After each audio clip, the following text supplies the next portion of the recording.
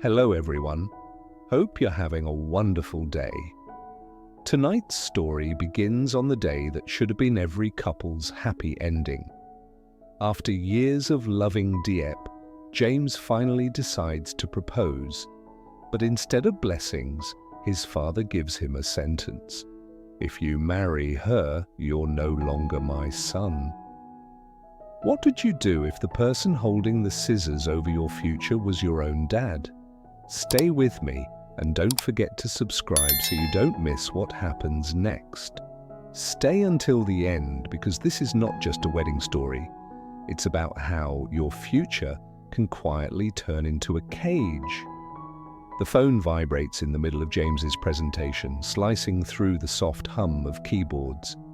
He glances down. Dad.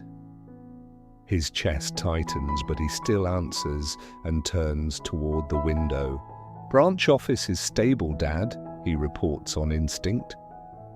On the other end, Mr. Sun doesn't even say hello. Tell me, he growls, you're still planning that ridiculous wedding with Diep, aren't you? James freezes. Here it is, the storm he's been bracing for. Dad, we've been together a long time, he begins. We're ready to ruin your future, his father cuts in. Ready to drag our name through the mud. If you marry that girl, I will cut you off completely. Do you hear me? You marry her, you lose me.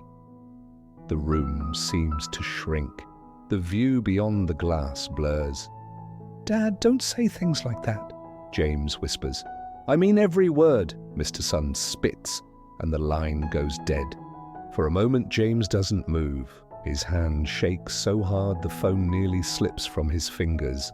Across the table, the employee who had been presenting quietly gathers her papers, eyes down, backing toward the door as if escaping a blast.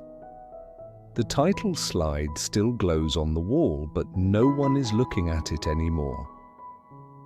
Meanwhile, at home in the grand living room with its polished floors and heavy curtains, the argument continues. That girl will drag him down, Mr. Sun paces, voice rising. After everything I built, you'd let him throw his future away? Mrs. Huyen sits on the sofa, fingers twisted together. You keep saying future like it's a trophy, she answers softly. But when he couldn't sleep, when he fell apart, it was Diep who stayed. Not his title, not this house. She is not our class, he fires back. No house, no degree, nothing to offer. She offered him a hand when he fell, she says, standing now. You only see her resume. You don't see the nights outside the hospital. You don't see the way he finally laughs when he's with her. In so many families like this, the same line echoes. I just want to secure your future. It sounds like love, and sometimes it is. Parents remember being poor, being turned away because they had nothing, and they swear their children will never taste that shame. They build companies, buy houses, chase every symbol of success, convinced they're wrapping their kids in safety. But slowly, future stops being a gift and becomes a leash. If you marry her, I cut you off. I'll work my whole life for you so you don't get to choose against me. Both sides believe they're loving the right way.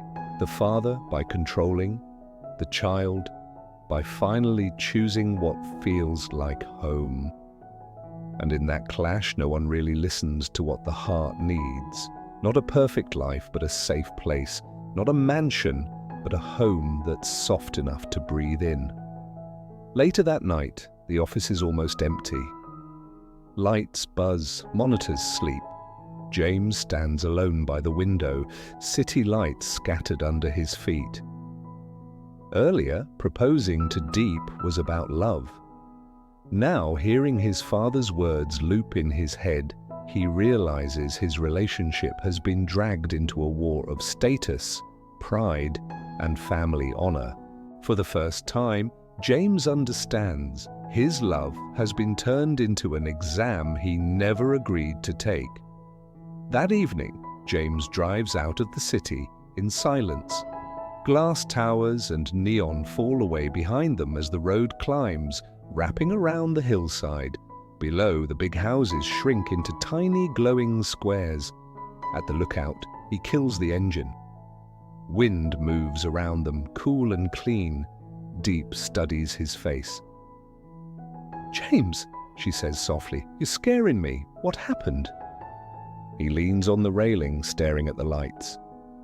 "My dad called," he says. "He knows about the wedding. He told me if I marry you, I'm no longer his son." Her hand drops from his arm. "He actually said that?" "He did," James replies. "He listed everything I'd lose, this house, the name, support, all of it." Tears rush to her eyes. "I don't want to be the reason you lose your family. I don't want you to wake up one day and hate me because everyone says you're ungrateful." He turns toward her. "Do you remember dinners at my parents' place?" he asks. "The long table, the fancy plates, how quiet it gets." She gives a small, sad smile. "They only ask about numbers. How much did you make this quarter? Never thought, how are you?" "In that house, I always feel like I'm on stage," James says. "Like I'm a project they invested in. Every sentence has to prove I deserve to be there. Every mistake feels like I'm breaking something priceless." He swallows. "With you, it isn't like that." "How is it?" she whispers. "With you, I can burn the rice and we just laugh and eat instant noodles," he says. "I can say I'm tired and you tell me to sit down, not to push harder. I can fail and you don't look at me like I'm a disappointment. You just grab a cloth and help me clean the mess." He takes her hand again. "My father's house is big," he says, "but my chest feels tight inside it. Your place is small, but my heart feels roomy there. I'm done choosing walls people admire over rooms where I can actually breathe." James reaches into his pocket and pulls out a small box. His hand trembles, but his voice stays steady. "I'm not just asking you to marry me because I love you," he says, opening it. "I'm asking you to build a different kind of home with me. Not perfect, not rich, just real. A place with loud laughter, simple dinners, and nights where we sleep in peace instead of silence." Tears spill over Diep's lashes. "What if your father never forgives you?" she asks. "What if one day you miss that big house and all the respect that comes with it?" "I might miss the size," he admits, "but I won't miss measuring my worth at that table. I would rather live in a tiny place with you where I get to be human than in a palace where I'm only a trophy. So I'm choosing. I choose you.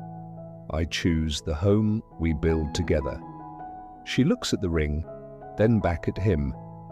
Fear is still there, but something stronger rises.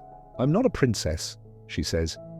"There'll be bills, long days, and people talking behind our backs, and your father may never bless us." "I know," he says.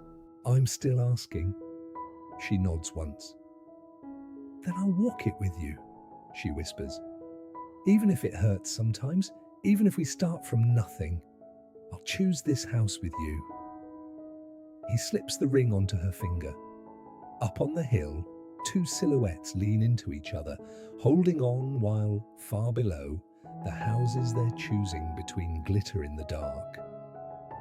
The next morning, the Sun house is quiet in that heavy, expensive way.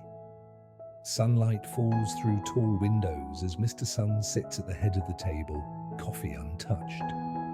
Across from him, Mrs. Huyen's eyes are swollen from crying. "You really won't back down, will you?" she asks. "If he marries her, you cut him off, just like that." He cuts himself off. Mr. Sun snaps. I gave him everything. If he throws it away for that girl, I don't have a son anymore. She leans forward. You can rebuild money, she says softly. But if you break your own child's heart, how do you rebuild that? The words land hard. He pushes back his chair and walks out. In the quiet bedroom, he sits on the edge of the bed and stares at his reflection. Grey hair, sharp suit, tired eyes. Then another image pulls over it. A younger man in a cheap shirt and worn-out shoes, standing at the gate of a big house, clutching a small bouquet. What can you give her? A rich father demands. No house, no name, no future. I won't let my daughter go back to the poverty I crawled out of. Go home. The iron gate slams. Rain starts. The young man stands there anyway, shivering around ruined flowers, promising himself, one day my child will never be humiliated like this. He built his whole life on that promise, company, house, cars. Now when he hears Diep's name, he doesn't see the woman who held James together, he sees his own past. Fear shouts louder than love, and without noticing, he has become the man who once shut the gate on him.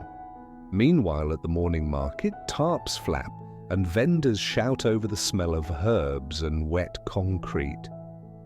Diep is already at her stall when James appears earlier than usual. You're here? She says. Did you sleep at all? Not much, he admits, but I don't want to waste another day. Right there, between baskets of vegetables and motorbike noise, they decide they will pick a wedding date. Not when his father approves, when their hearts are ready. Later, as the market thins, sunlight turns the empty spaces gold. Diep wipes down the old wooden stand while James tightens a wobbly leg. If you break it, we're in trouble, she teases. Then I'll build you a new one, he answers. They pour coins and crumpled bills into a small tin box, counting, electric bill, tonight's dinner, a little saved for a simple dress.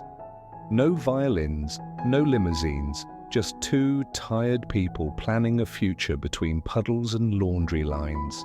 As they walk home down the narrow alley, vegetables on his shoulder, money box in her hands, their shadows stretch long on the concrete.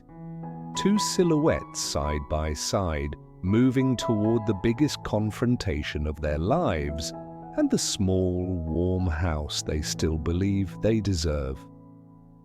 That evening, the Sun house feels more like a museum than a home. The living room is quiet, lit by soft, expensive light. Mr. Sun stands before a picture of young James in his school uniform. The front door opens. "Dad," James says, shoulders tense but eyes steady. "We need to talk."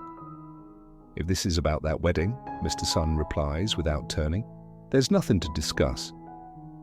"Diep and I chose a date," James says. "I came to tell you first. I want you there." Now Mr. Sun faces him, anger flickering over something that looks like fear. "If you marry her," he snaps, "you don't just lose me, you lose this house, this name, this family. You will have nothing." James takes a slow breath. "I've had everything my whole life," he says. Big rooms, big table, big silence. I know what this house feels like at dinner when nobody speaks. I'm grateful for what you built, but I won't build the same kind of home. He holds his father's gaze. "I do love Diep, but this isn't only about love, it's about the life I want. I choose a smaller house if I have to, less status, less shine. But inside that house I want warmth, laughter, and kids who aren't afraid to breathe. That's the home I'm choosing." Silence stretches between them. Then Mr. Sun steps back, as if burned.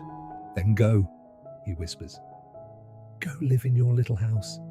Just don't call me your father when you realize what you've lost. James's eyes shine, but he doesn't look away. You will always be my father, he says quietly. But for once, I'm not choosing fear. He picks up his bag and walks out. The door closes with a hollow thud that echoes through the empty rooms. Outside, under the street lamp, he calls Diep. She answers on the first ring. James, are you okay? No, he says, watching his breath cloud in the cool night air. But we're free. It's time. Tomorrow we start planning our wedding for real. No more waiting for permission that isn't coming. Then tomorrow we get to work, she says. We'll build our own home. As he walks away, the camera lingers on the tall, perfect house behind him. From the outside, it looks like everything parents say they want for their kids, safe and successful. But what is a house worth if everyone inside is afraid to speak? It's the air inside that decides the future. Whether a child grows up knowing they're allowed to be themselves, whether they can come home after failing and still be held, not judged. Later that night, in a tiny rented room with peeling paint, James sits at a wobbly desk while Diep sleeps on the bed behind him. Under the glow of a single lamp, he writes, "Dear Dad," at the top of a page. He writes that leaving hurt them, that he isn't choosing Diep instead of his father. He's choosing not to repeat the same silent pain. He writes that if his father ever knocks on their door, he will open it. Not because his father was right, but because he still loves him. He folds the letter and slides it into a drawer, unsent, a bridge half built between two men who are hurting. He turns off the lamp and lies down beside Diep. The future is uncertain, but a silence here is gentle, the resting kind. And maybe that's where we leave them, at the doorway between an old, cold house and a new, warm home they're still learning how to build. In the end, James doesn't just walk out of a big house, he walks toward a different definition of home. Not marble floors, not a perfect family picture on the wall, but a place where he can be tired, clumsy, even wrong, and still be loved. His father chooses pride, James chooses peace. And that choice is never easy, but sometimes it's the only way to stop an old wound from becoming a new one. Maybe you've been there too, standing between approval and your own heart. Which moment in this story hit you the hardest? The phone call, the proposal on the hill, or the unsent letter in the drawer? If this episode touched you, feel free to like the video, subscribe, and share your own story in the comments. I'm reading every one.